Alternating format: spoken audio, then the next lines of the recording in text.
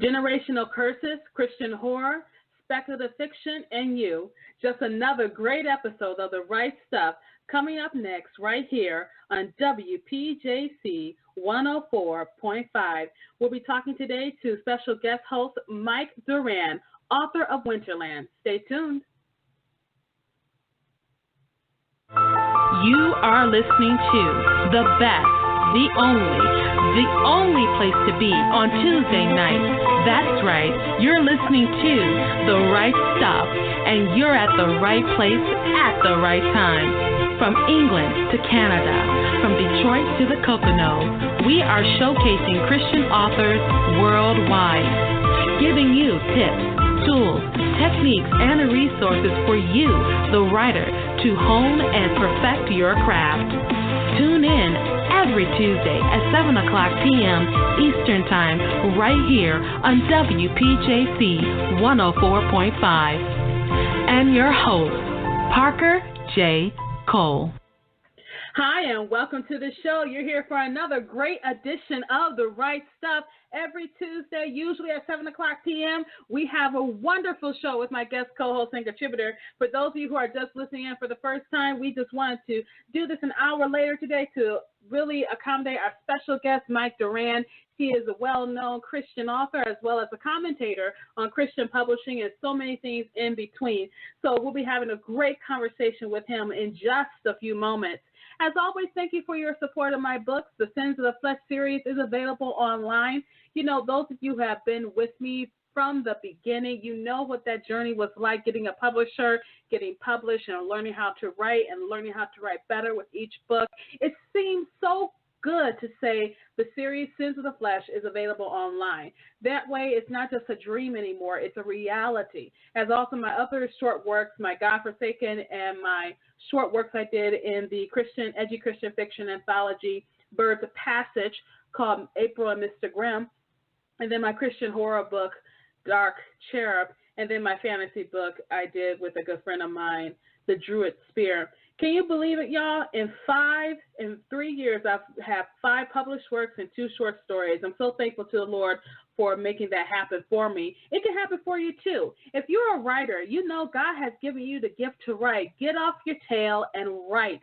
It's a perfect time to be a writer. Definitely go ahead and do that today. Not tomorrow, not in a couple of weeks from now. Do it today. And I know after we finish talking to our guest co-host, Mike Durant, you are definitely going to want to pick up the pen and write. If you want to call in and talk to Mike and me, you certainly can by calling in at 646-668-8485 and then press 1 to be live on air, or hit me on Twitter at Parker J. Cole, #RightStuff with your questions and comments. We're going to go ahead and take a quick short break. When we come back, we'll be talking to Mike Durant. Stay tuned. Don't go anywhere. More with Parker and her guests on the Right Stuff Radio Show. We'll be right back.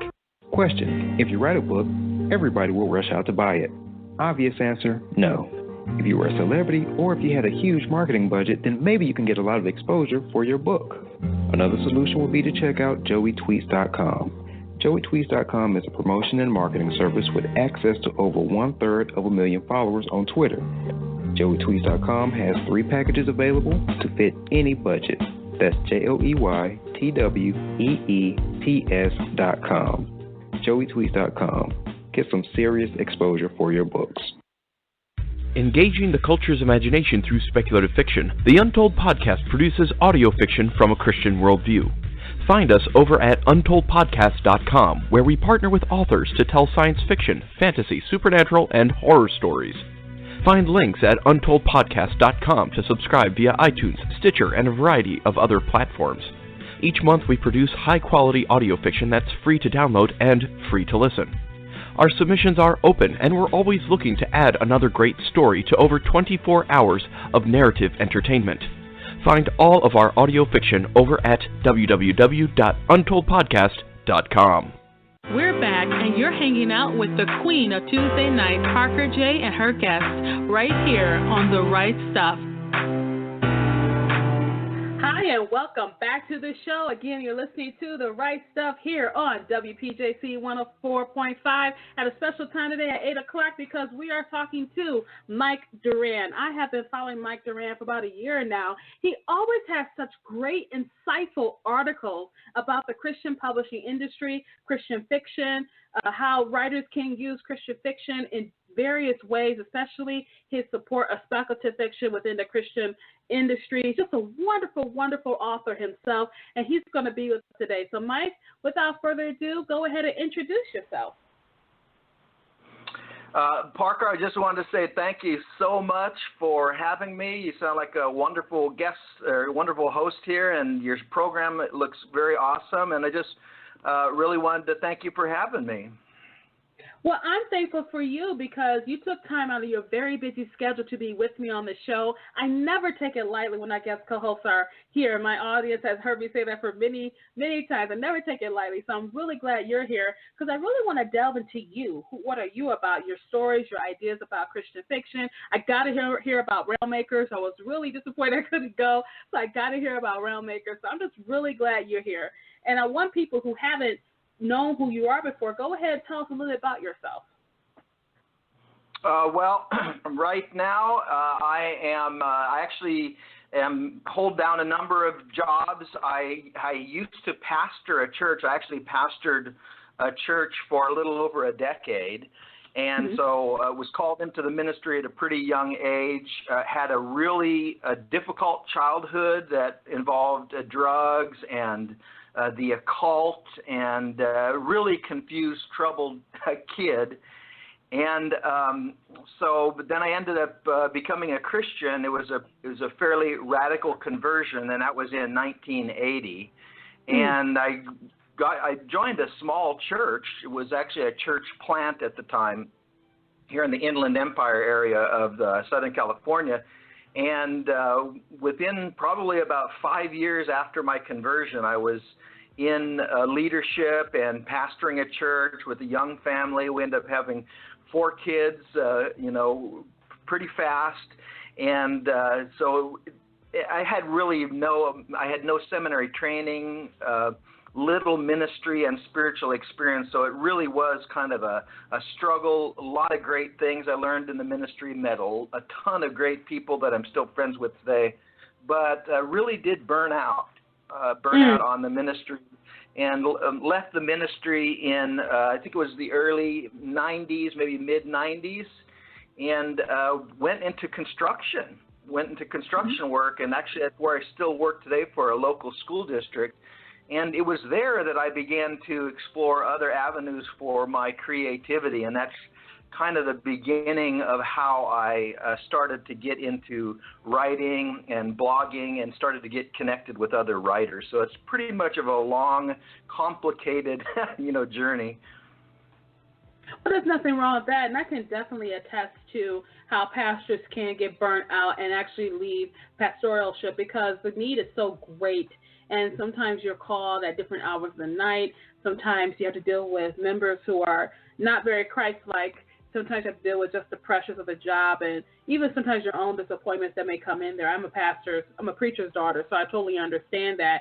And I have been aware of how some pastors, they just get burnt out. And I totally commend you for leaving before that actually took it out of you. I remember one pastor actually ended up committing suicide from that because for whatever reason, he committed suicide, and that burnout is very real. And so that's why pastors always need to take time out for themselves, for their families. But, Mike, the flock can be so needy that can drain you almost. I totally understand that. I'm glad you got out when you did get out because that could totally drain you and burn you out. And I'm really appreciative that you said that. And I like how that all transitioned to what you're doing now because in my eyes, you're still doing ministry. When you say you're still doing ministry, you're just doing it in a different way. Oh, absolutely. And I'm still really, I didn't leave the faith or anything, although it was a bit of a faith crisis. It never really, completely shook my faith in belief in God, but it did shake my faith in what the church was about and who I was. And actually one of the things, Parker, that I struggled with in the ministry was my gifting, because I was I really loved to teach, and that's when I was just beginning to understand that I had some type of communicative, writing, artistic talents. And actually, I loved to teach, and our church became kind of known for, and people came because they liked to hear me teach. The problem is that you don't just need a teaching gift when you're pastoring a church. You need administrative gifts and various leadership gifts, and there's a whole bunch of other clusters of gifts that's required. And so that's what was kind of wearing on me. I loved to teach everything, but as far as counseling long-term, administrative, managing others, casting, vision casting and things along those lines, that's what started to grate and wear on me quite a bit. So, but I do still, we're real involved in our church. In fact, just this last Sunday, I taught at our church. So I still do a lot of ministry-related things. We're still definitely in the loop, the spiritual loop of the life of the church. And that's good. That's good. Like you say, it is a crisis of faith, but at the end of it, you still hold on to Christ, which is great. And I'm glad that you mentioned that, because I think that's important. I'm going to be completely honest with you. I think the church needs to be honest. Okay? I think we need to be honest. Yeah. And being a pastor, whoever you are, being a pastor is hard work, and you do have to be ready for that hard work that you say that you want. Some people look at the pastoralship as just, I want to make money. And depending on where you are and what type of church you may head, yeah, there can be money involved. But, hopefully it's not just that for some of our pastors that are out there. And so you kind of went into some of the questions I had for you, because you said, I asked what your journey to Christ looked like, and you talked about that. And then at one point, what did you want to be a writer at? And so I know from your blog, you like to talk about the darker tones of fiction. And this was something that I am very passionate about, because I am a huge supporter of Christian spec fiction, plus a lover of spec fiction myself. And so go ahead and tell us a little bit why the darker tones of fiction draw you. Yeah, that's a complicated question. It really is, and it probably delves into issues of my personality and my upbringing and psychology that are even kind of sensitive. And that's not to say that people that like dark fiction are deranged or anything, but I think in a lot of ways for me, writing and dealing with darker subject matter is very cathartic. I was raised in an alcoholic home, and like I said, I actually got involved in occultism at a young age. My family members taught us how to use the Ouija board, and we were trying to contact spirits at a very young age, and that was often done under the guise of spirituality. For instance, I'll give you a little story. One of my aunts taught us she was a very strong Catholic, and she taught us how to use the Ouija board, but to use it to contact quote unquote good spirits. This is what she said. And so she told us how to take a vigil candle. She would get a vigil candle, blessed supposedly by the Catholic Church, and she said you light it and then you blow it out. You capture the smoke of the vigil candle underneath a shot glass, and then you use the shot glass as the tool. I forget what that's called, the tool that you put your hands on and use to glide over the surface of the Ouija board. And it was just a weird thing. I'd never heard that before, but that's kind of gives you a flavor of the weird spiritual, religious upbringing that I was kind of involved in and stuff. So, and anyway, like I said, being raised in an alcoholic home, I had a really troubled childhood. And part of my escape, part of being able to deal with, my upbringing was to read. I read a lot of comic books, read a lot of fantasy and science fiction, and this was really a cathartic. It was a way for me to escape, to be able to live in the environment that I was in and stuff. So I still find that's true, that there's an element of catharsis in watching horror, in writing horror, and things along those lines. But it's also true, and I saw this firsthand in the ministry, Parker, there is a lot of darkness in people's lives. And sometimes we as churchgoers, as Christians, we try to pretend that, we've got it all together, and it's, blessing and, and constant blessing and things like that. But in reality, I saw a lot of ugly, ugly things in the ministry. And, maybe the capstone of it all was when a very close member of our church committed suicide one New Year's morning, and he shot himself in the head with a double-barrel shotgun. And myself and my leadership actually had to go clean up the room that day at his house, and we had to lead our church. And I was a young man. Our leadership team was a young team, and we had to lead the church through this season of mourning. It was so new to us, but we had to discuss things like psychological problems and split personalities and demonic possession and things like that. And along the way in the ministry, I've talked to people and encountered people that said their houses were haunted. We had a witch that came to our church at one point and sought deliverance stuff. So the darker elements of life are not just pretend. They're not just in Stephen King novels. There's real dark elements to life all around us. And I think Christians, more than anyone, we should be able to face and to confront the darker elements of life from a scriptural, a biblical, a more hopeful and realistic perspective. So those are a couple reasons why I think I gravitate towards, darker things. I like that you said a lot of that, because it really evokes a certain sense of responsibility that we have, especially in a world increasingly becoming more belligerent and disobedient to God's will. And you have Christians who dabble into, like you said, the occult, people who deal with darker things that happen in life, especially people who have bad family lives and home life, stuff like that. And so I think it's good to actually address these things, and we can address them through the vehicle of speculative fiction. And as anyone who's followed this show, everyone knows I'm a huge supporter of spec fiction. We're continuing to have a wonderful, wonderful discussion with my guest co-host today, which is Mike Duran, author of Winterland and several other books that he'll be talking to us about later on in the broadcast. If you want to weigh in on a topic, you certainly can. Simply call in at 646-668-8485 and then press 1 to be live on air, or hit me on Twitter at ParkerJCole, #WriteStuff with your questions and comments. We're going to go ahead and take a quick short break, and when we come back, more with Mike Duran, Parker J, and you. Don't go anywhere. More with Parker and her guests on the Right Stuff Radio Show. We'll be right back. Authors, are you looking for a new way to get your book in the hands of new audience of targeted buyers? Then a virtual book tour is for you. Right now, virtual book tours is an excellent opportunity for you to introduce your book and who you are as an author. Launching your book is very important. A virtual book tour will connect you with readers. We at WNL, we specialize in book tours, book blasts, radio tours, cover reveals, and Facebook chat. Promoting and marketing your book is what we do.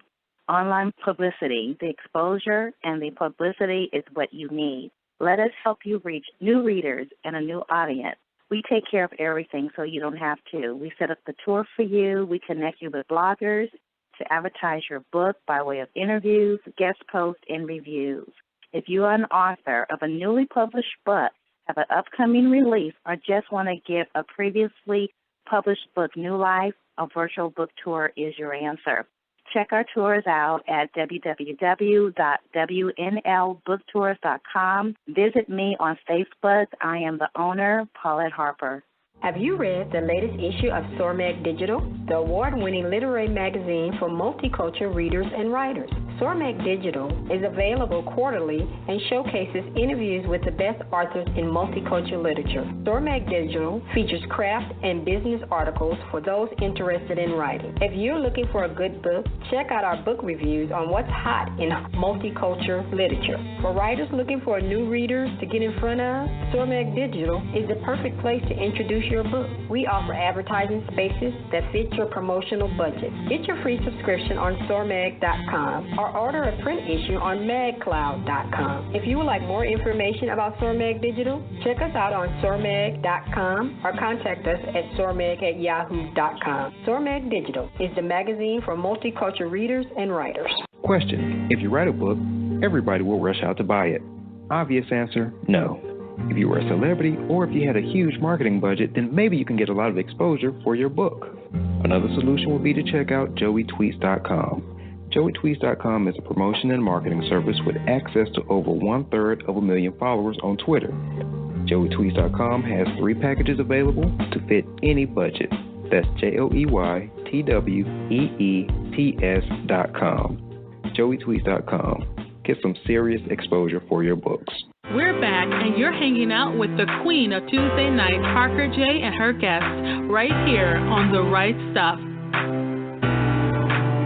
Hi, and welcome back to the show. You're listening to The Right Stuff here on WPJC 104.5.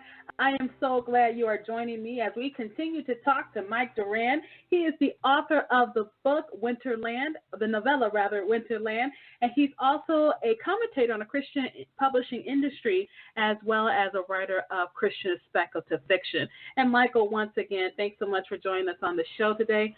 So glad you are here. You know, I made commentary during the show that you do comment on the Christian publishing industry. So just in your own words, what are your thoughts about it?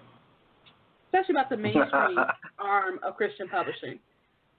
Yeah, that's another very complicated, huge question. I have 7 books out. My first 2 books were contracted and published as Christian fiction and contracted by a Christian publisher. In fact, it's a Charisma House published those books under the imprint of Realms. Anyway, and so my other books have been self-published, but I found myself kind of caught between the Christian market and the general market for reasons of, let's say, concern with the Christian market. And anybody who follows my my blogging or my presence online, that I tend to be a little bit critical of Christian fiction and the Christian fiction industry at certain points. And probably my big gripe is that we've kind of narrowed the definitions for Christian fiction down to the point where we've become a bit of an echo chamber. We're not reaching outside of our own community with the gospel. And so what we're doing is we're limiting our reach for various different reasons. There would be guidelines, moral content guidelines and restrictions, some theological restrictions, which we talk a lot about as regarding speculative fiction. So I have a lot of friends who write Christian fiction, and there's plenty of good writers. My gripe against Christian fiction is not necessarily that there's not good writers or there's not good books out there, because that's absolutely not true, and I think that's kind of a bogus argument. My issue is always, or it has been, that Christian fiction is a bit of a narrow, safe zone, and we're not pushing our message, we're not pushing our authors out into the marketplace of ideas. We're not engaging seekers, people who might be on the margins. Maybe they're religious people who are confused. Maybe they're just seeking. Maybe they want a really good book with some bite, but they're not too worried about whether or not it holds to all the content and guideline restrictions of Christian fiction. And I just believe we're a little bit too cloistered, and that we need to start rethinking what religious art, what Christian art can be, and kind of engage, inserting ourselves back into culture rather than being a subculture of writers that doesn't really influence the mainstream. I think you make some good points, and that's been some of my issues with the mainstream Christian publishing industry too. And my pastor actually made a comment Sunday. He said, sometimes we do so well trying to not have the appearance of evil that we don't interact with people around us. So because we get around people, let's say, who smoke, or you get around people who may be of just something, we don't get around them. We say, well, I don't want to smoke, or I don't want to drink, or I don't want to swear, or I don't want to do whatever vice you want, pick it. And so we don't interact with them. And then what happens, you're not doing anything. You're not being sought. And I totally agree with that. That was one of the things that really drew me to your blog about a year ago. I think Donovan, who connected us together, Don had shared one of your blog pieces, and I can't remember which one it was, but I remember going, whoa, wow, he sounds like I do. You know, he's articulating the thoughts I've always had, but just haven't had a chance to say it because I'm still learning how to write, you know. And so I was just really blessed by your blog, especially the one blog that was talking about those taboo subjects that the Christian mainstream don't want to talk about. And in one of your blogs, you mentioned how one guy actually participated in a very deviant sexual life. I won't bring it up here, but they participate in a deviant sexual life. And you was like, he came to you about that. And that's not something you hear every day, but someone may be struggling with that deviant sexual life, but because of the taboo of the subject, because we want to keep it so closed in, because we're preaching to the choir, we don't have resources for people who have these problems. Yeah, I would absolutely agree with you. I think that, you know, it used to be said that the church was the patron of the arts, and so all of you know, culture, art, and science was rooted in the church. And we kind of abdicated our role as artists, I think, in our culture. And it kind of happened maybe in the 50s or so when, you know, immorality and secularism was increasing in society. And take, for instance, Hollywood, where Christians more or less bailed on Hollywood. Now, some argue and say that Hollywood bailed on Christians, but I think it's more of an argument that Christians kind of bailed on Hollywood. We bailed on the arts, and we went over and started doing our own thing, and we started mimicking culture rather than being, you know, engaged in culture. And now we're seeing more of a return where Christians are now beginning to get back into the arts, into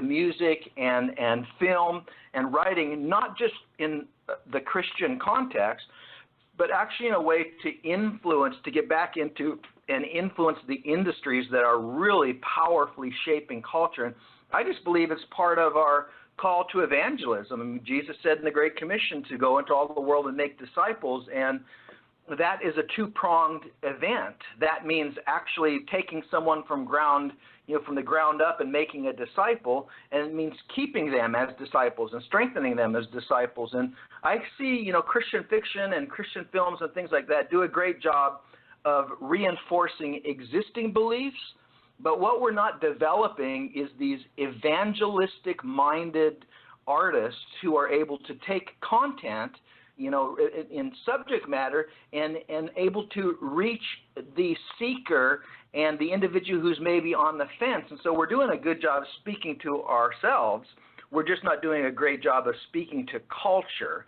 And so that's kind of my thing, is I would just love to see a more rigorous approach to theology and the arts, where Christians are becoming, once again, spokespeople for the arts.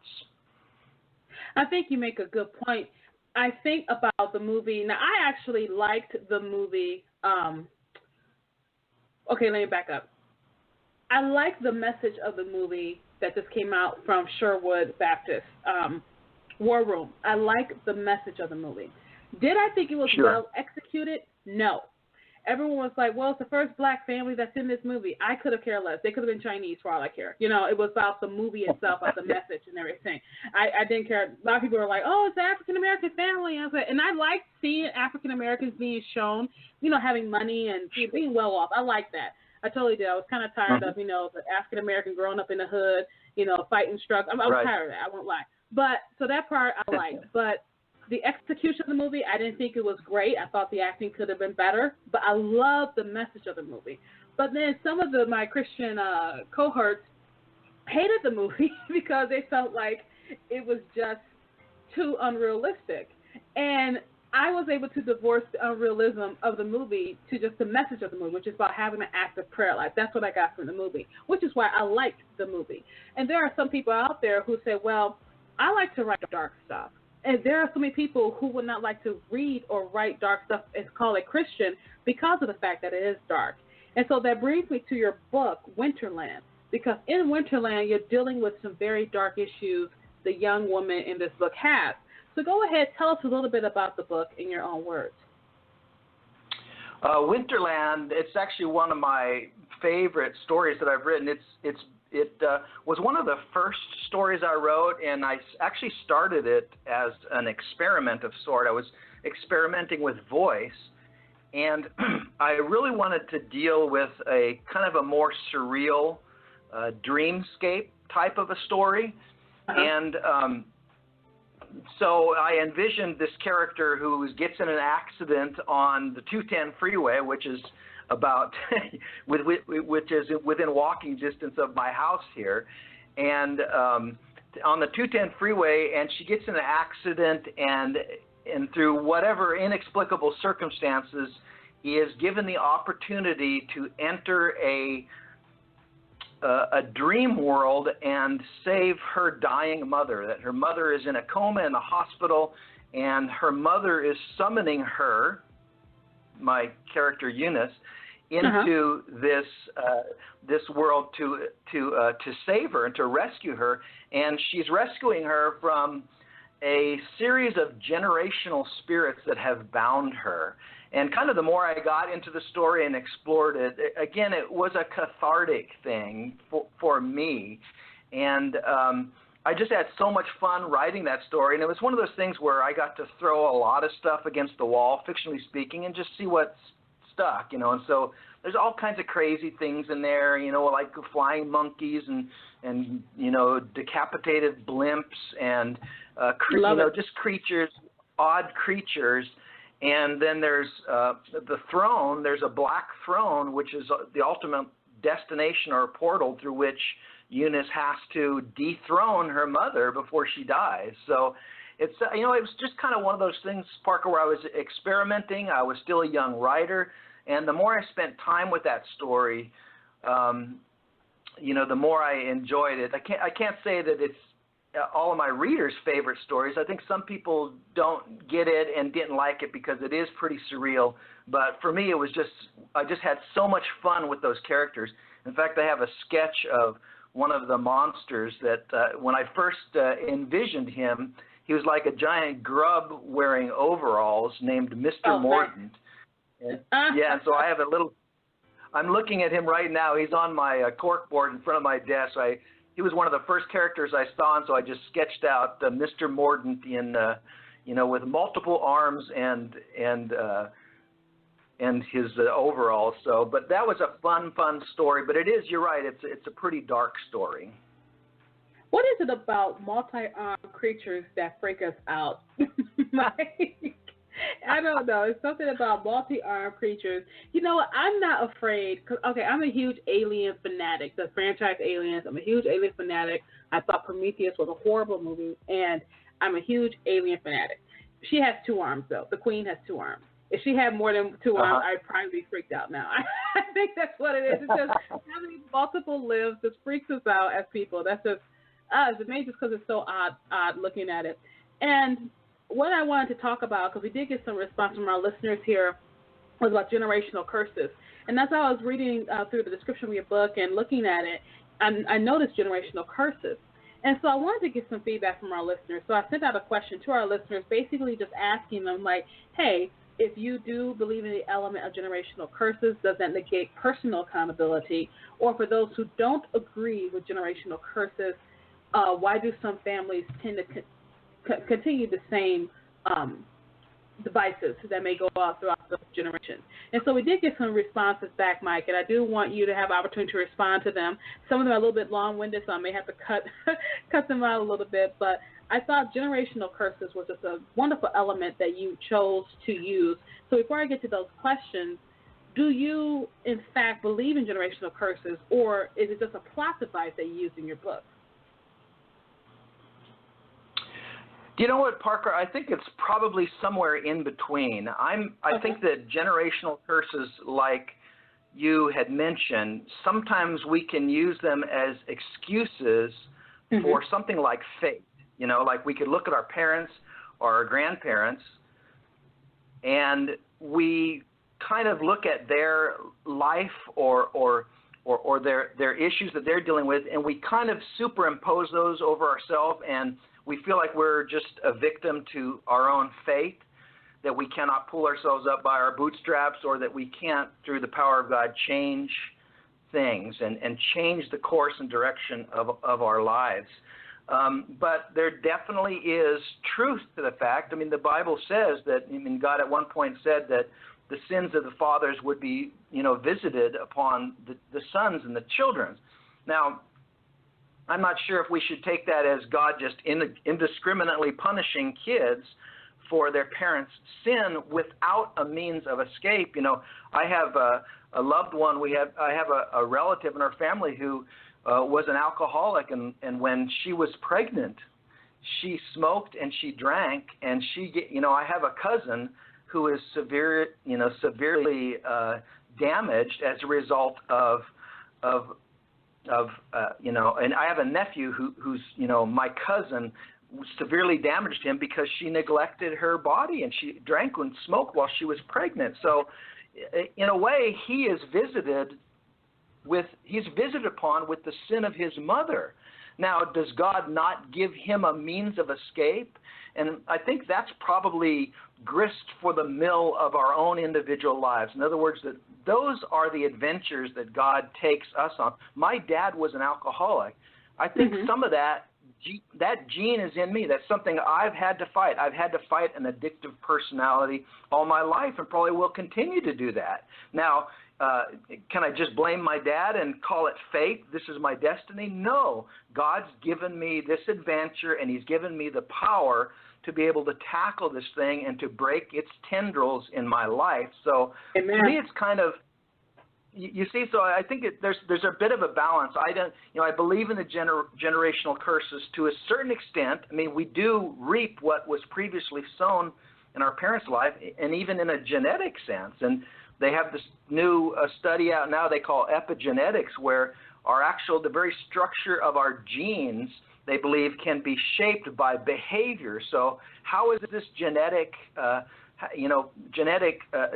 change passed on from generation to generation? It's a fascinating concept, and I did tackle that in Winterland. In fact, I don't know if you had a chance to read the book, but the very first thing that Eunice, this traveler, comes upon in her journey is the generational tree, and it's just a huge, gooey, decrepit, ugly, stinky, awful-smelling tree.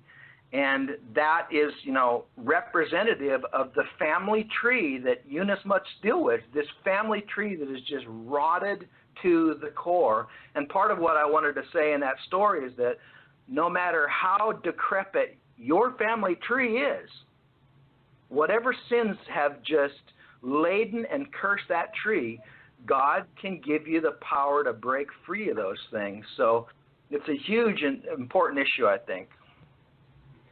We are just having a great time with my guest co-host and contributor Mike Duran, author of Winterland, is also a former pastor as well as a writer, and just helping us understand various things about the Christian publishing industry. When we come back, Michael will be dialoguing with our listeners as they respond to my question about generational curses, or you can call in at 646-668-8485 and then press 1 to be live on air, or hit me on Twitter, Parker J. Cole, #RightStuff, with your questions and comments. We're going to go ahead and take a quick short break. We'll be right back after these messages.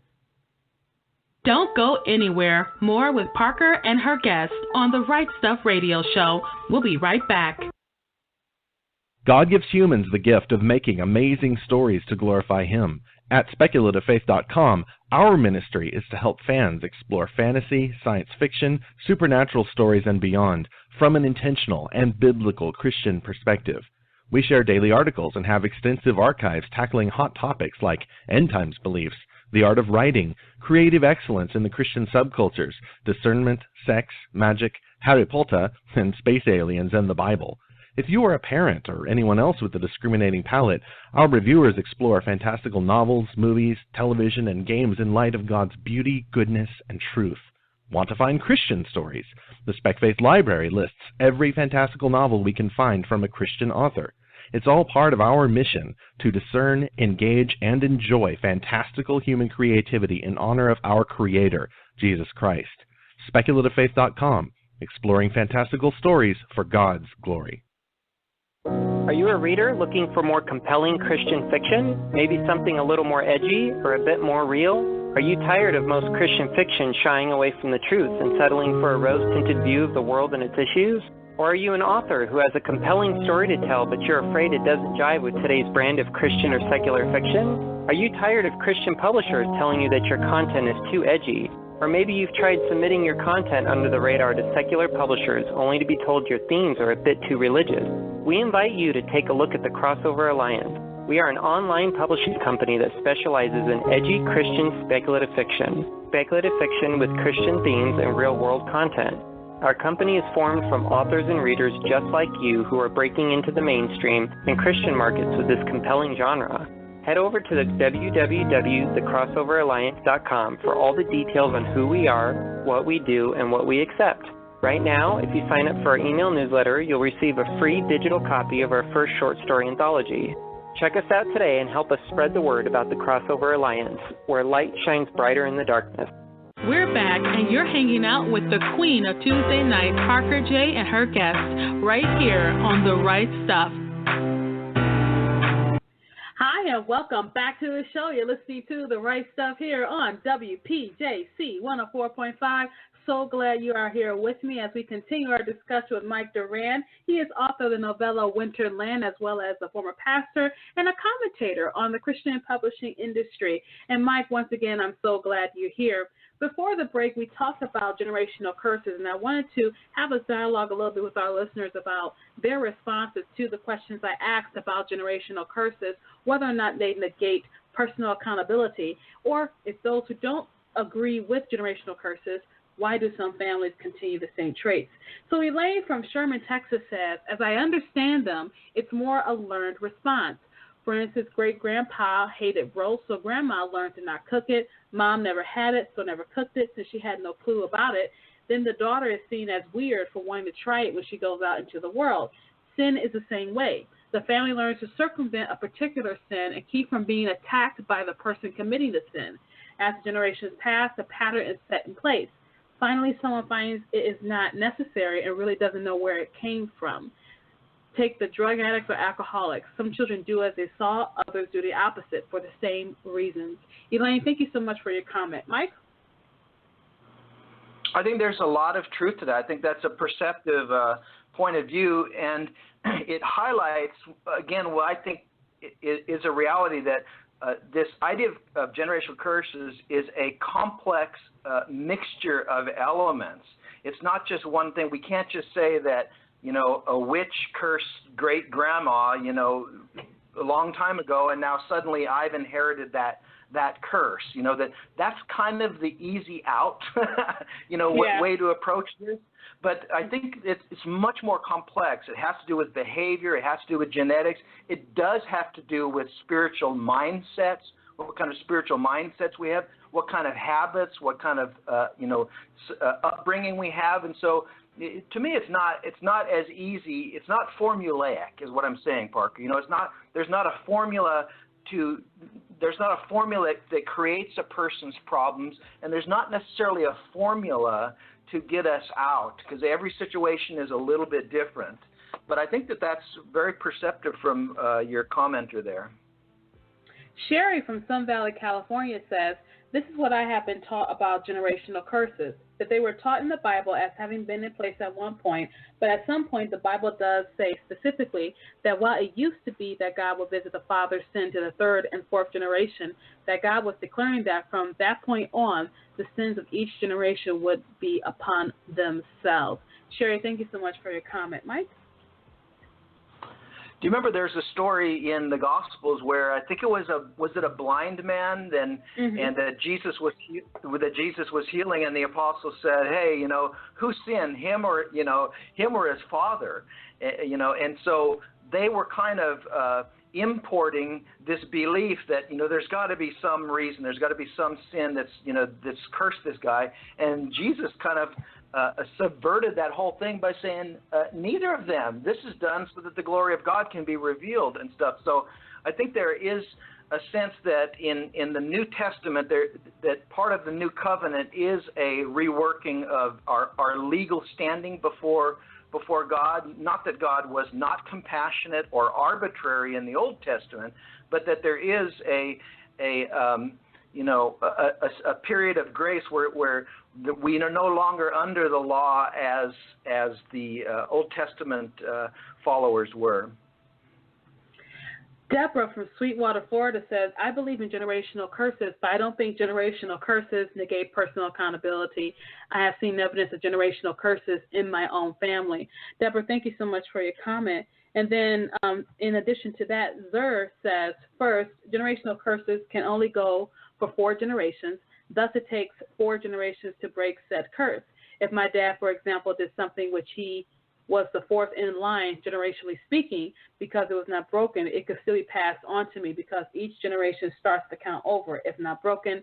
Second, generational curses do not negate personal accountability. The curse simply means that this is something specific which I will have to overcome, which my forebears did not overcome. Lastly, by curse, we mean that sin which my forefathers engaged in. Zer and Deborah, thank you so much for your comment. Mike?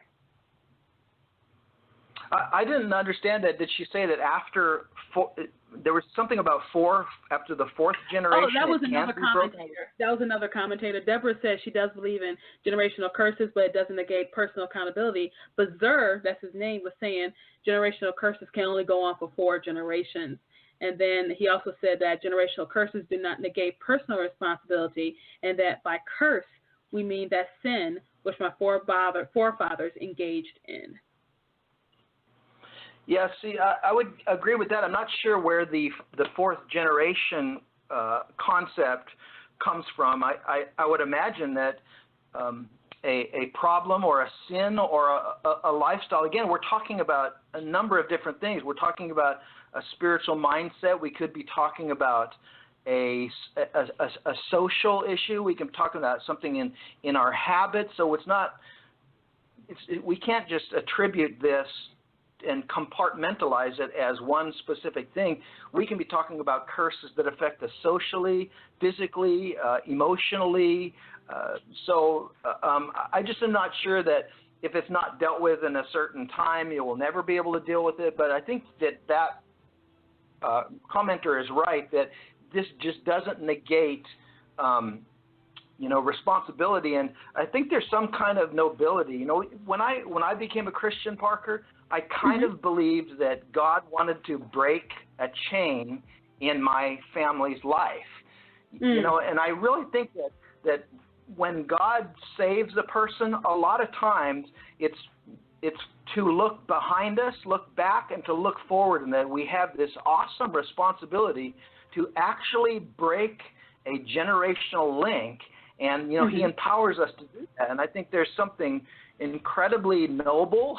I'm not sure how to view it, but it's a very powerful thing. I believe that many of us are going to get to heaven and we're going to look back and not have realized how, this is going to sound weird, but how great a work was accomplished by God saving us and breaking, future generations because of our obedience to Him. Amen. I can think of that song by Tasha Cobbs, Break Every Chain, and it's a very simple song, but it's so powerful, and it talks about how God can break every chain. And these are chains that we deal with. These are things that lock us up. They enslave us. And if anyone's against slavery, what's much worse than being enslaved to a sin that continues to separate us from God? And so really glad that you mentioned that. We got a comment from David in China. David says, I don't know if I believe in generational curse per se. I do believe that there may be traits, tendencies to which people can be predisposed, but each individual is different and accountable for their own choices. David, thank you so much for your comment. And then Kessie says, I've seen the sins of the father visit upon the children. However, if a generation accepts Christ, that curse is broken. I've seen that happen in my family too. Kessie and David, thank you so much for your comment. Michael? Yeah, I totally agree with what Kessie said. What was David's point? Because there was something that he said that I thought was interesting. He said, I don't know if I believe in generational curse per se. I do believe that there may be traits, tendencies to which people can be predisposed, but each individual is different and accountable for their own choices. Right. Well, that would be the point. I totally agree with that. The thing is, though, that dispositions, traits and dispositions can become the foundation for sins. That was kind of the point I was making. So that, again, it's a complex melding of factors within the person, within their society, within their upbringing. So whereas a trait isn't intrinsically evil, a certain trait can become a framework for, or it can become fertile ground for something that eventually becomes sin. So in that sense, it's generational in that it's something that is passed on or created through your culture or upbringing, but you are responsible for rooting out or either nurturing what's going on there. And a couple more comments. Sheila from Detroit says, there are several scriptures that refer to the curse. Numbers 14:18 and Exodus 25. In the New Testament, the disciples asked Jesus, was the man born blind because of the sins of his parents? Many people believe in the family curse. They will tell a person, you act just like your father, which can be positive or negative. The person hearing such statements can or will confirm that behavior that sometimes is expected.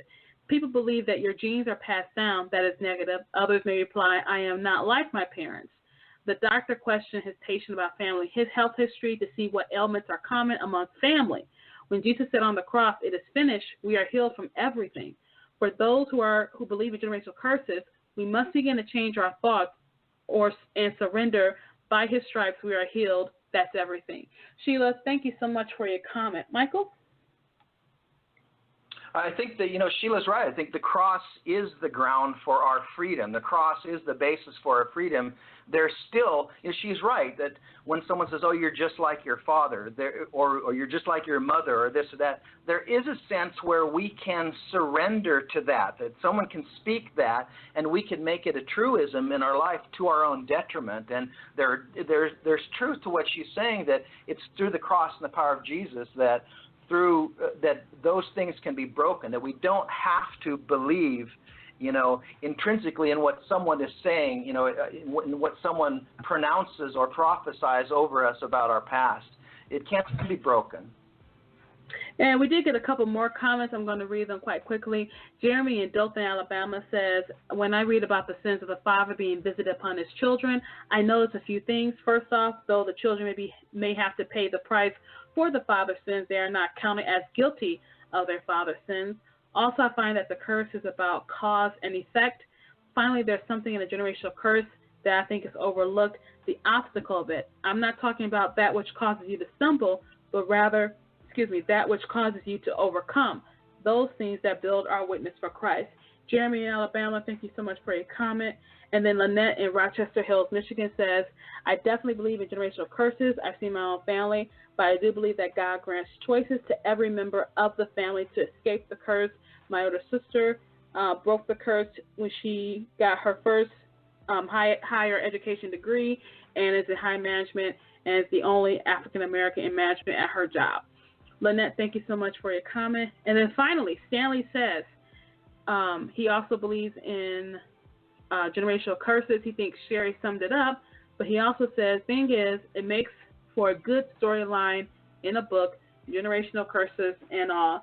Stanley, Lynette, and Jeremy, thank you so much for your comments. Michael? Wow, there was a lot there. Well, you know what?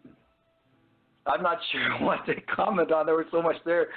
Yeah, I think it's just the fact that you have so many people commenting on this. I think this is such a huge issue, Parker, and that actually was one of the things that had caused me to write Winterland, because I was, and really still am, I'm 58 years old, but I'm still dealing with, issues in my own life. And the idea of putting those, like a sin into the context of a physical character, that there's actually a physical character that I must battle, that I must take by the hand and lead out of my life, was kind of, like I said, cathartic. It was helpful for me to see that. And I just wonder how many of your listeners have issues like that we almost need to take them by the hand and say, that's it, I'm done. But I particularly like the story that you shared about the woman that wrote in there and said that she was the first one to get to graduate and get her master's or go to the university or something. Mm-hmm. Yeah, she said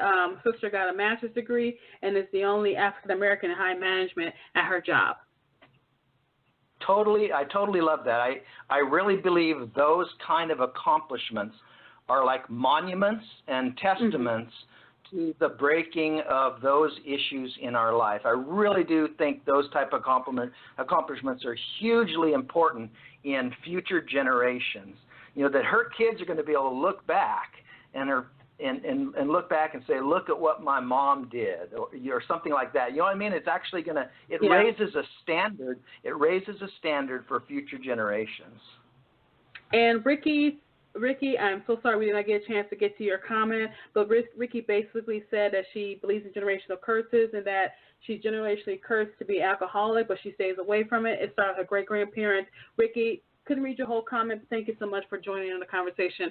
When we come back, we'll have our final thoughts with Mike Duran as he continues his discussion on Winterland, where you can find him online, his next projects, and so much more. Stay tuned.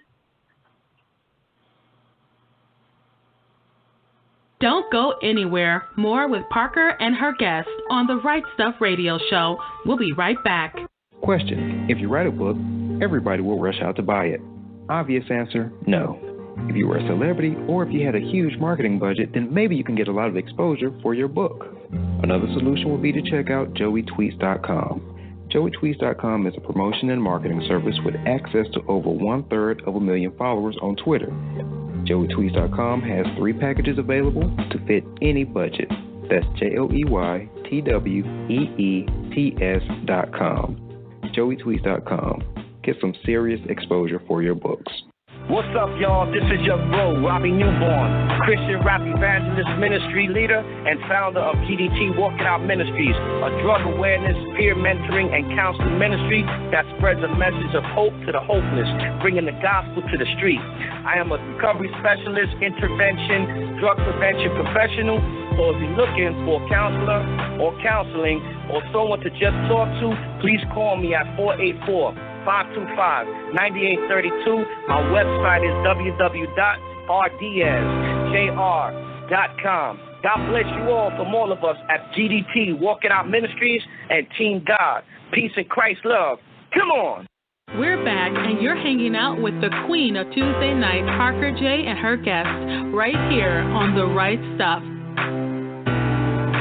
Hi, and welcome back to the show. We have been having a fantastic time with our guest co-host and contributor today, Mike Duran. He is the author of several books, including Winterland, which we've discussed tonight, really talking about generational curses and horror and Christian industry and his own walk with Christ and how it came to be through the darkness. And again, Mike, thank you so much for being with us on the show. Just had a great time with you. Can't wait to have you back again real soon. I wanted to talk about Realm Makers, but we just don't have the time. So when you come back on the show sometime, we'll have to talk about Realm Makers. So go ahead and tell us, how have readers responded to Wonderland? What has been some of their responses to that book?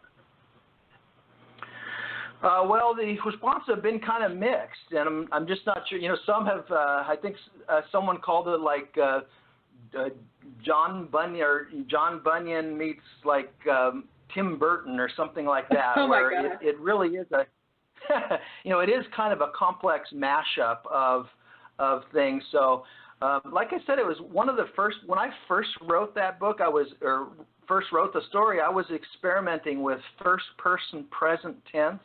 I don't know if you've ever experimented with that.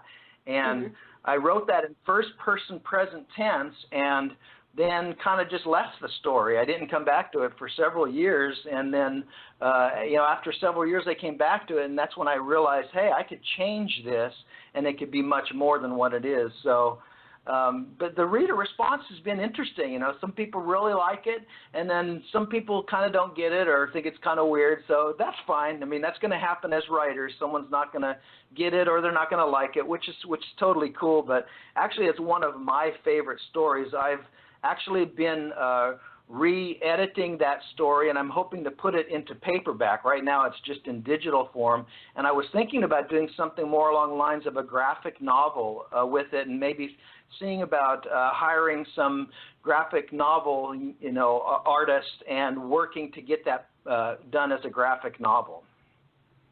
What are your next projects?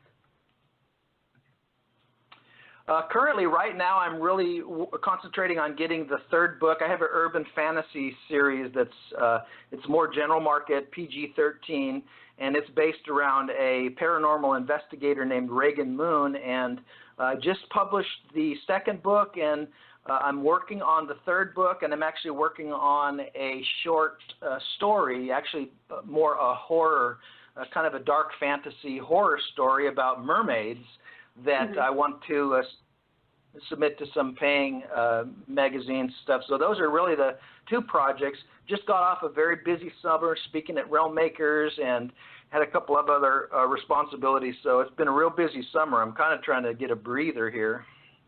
Sometimes you need that, Mike. I totally understand, because being a busy woman myself, sometimes you just need a breather. Sometimes you just need to turn off the TV, turn off the computer, turn off the internet, go into a bunker and just sit still. Sometimes you just need to do that because you get so cluttered with being busy that you forget to take time out for yourself. And that's someone reminded me of that very recently about that, to say you can't save everybody.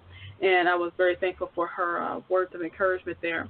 And so if people want to get a hold of you, where can they find you online? Probably the best place is my website, which is just www.mikeduran.com, and from there they can follow me on Twitter, Instagram, Facebook. Really kind of try to stay fairly active on all of those. But probably my website is the best place. I try to post maybe twice a week. I kind of give myself the freedom to just go with the flow. If I don't have anything, I don't write anything. But pretty much try to stay about two posts a week, subjects, kind of varied subjects. It's more like stream of consciousness. I do write a lot about fiction and theology-related subject matter, but I'll pretty much post on anything I feel interested in at the time. So it's not really static as far as subject matter. And then what I want you to do in the time we have left, I want you to encourage those authors out there who God has given them the gift to write, and they haven't picked up the pen to write. I want you to encourage them, because this show is all about, first of all, showcasing Christian authors worldwide, but we're always about encouraging authors to write. Go ahead and encourage them today. Parker, I had mentioned that I had been in the ministry for a long time, and when I left the ministry, there was kind of a void in my life, because I was used to preaching and teaching and kind of being creative with thinking, thinking how to communicate this thought or this idea, and there was a real void. And getting into writing was kind of, for me, it was a way to tap into something that God had been doing in my life, something that I hadn't explored. And I would just encourage folks that if they're getting that nudging inside of them, that God wants them to put words on paper, that God wants them to fire up their imagination, that maybe even as we've talked about generational curses tonight, maybe God wants them to use that talent to rise above something in their own life. You know what I mean? To vent, to get over something in their own life, to seek healing, or to help others find healing. And it really is an adventure. It's a long journey. It's not like you start to become a writer and then you suddenly arrive after X number of years. You probably would agree. It's just a journey. We're constantly learning. We're constantly learning our craft, but we're learning about ourselves and we're learning about life, and that's all part of growing as a writer. So I would just encourage them. If God is nudging at your heart, you have to open up that fountain. You will not be happy, and give yourself room to grow. It's just a long, long journey. I can't think of a better way to end the show, Mike. And thank you so much for your words of encouragement to those authors out there. And thank you for being with us on the show today. You're very welcome. Thank you, Parker. And we just had a brilliant discussion today with my guest co-host and contributor, Mike Duran. He is the author of several books, including tonight's book that we discussed called Winterland. It is available on Amazon.com. If you want to follow Mike online, simply go to his website, MikeDuran.com. That's Mike, DURAN.com. You can also follow him on Twitter at Mike Duran Author. He also has a wonderful blog called Decompose. Like he said, just not a static topic, a stream of consciousness of things that come to his mind, of things that are of interest to him. And if you look at his Twitter handle, he says Mike is a novelist, blogger, and freelancer who writes paranoir, urban fantasy, horror, dark fantasy, and overly thinky pieces on culture and religion. So you're definitely going to have a wonderful time getting to know Mike Duran through his writings blog. Go ahead today and love my brother Mike Duran. You know, he talked about how after he left this pastoral ship, writing filled a void for him. How many of you have stopped one thing that you know that you were called to stop doing, and there's a void here? What if that void is for you to pick up the pen and write? What if that void is for you to take that horror story, take that romance story, that sci-fi story, that fantasy story that is in your heart? What if it's there? And the void that you keep sensing inside of you, that is where it gets filled at, through the writing, through the gift that God gave you. Go ahead, take a leap of faith, pick up the pen, and write stuff. Thank you so much for being with me on the show today. Follow me online at Parker J. Cole. I am the Queen of Tuesday Nights, and you have a wonderful, absolutely glorious, blessed day.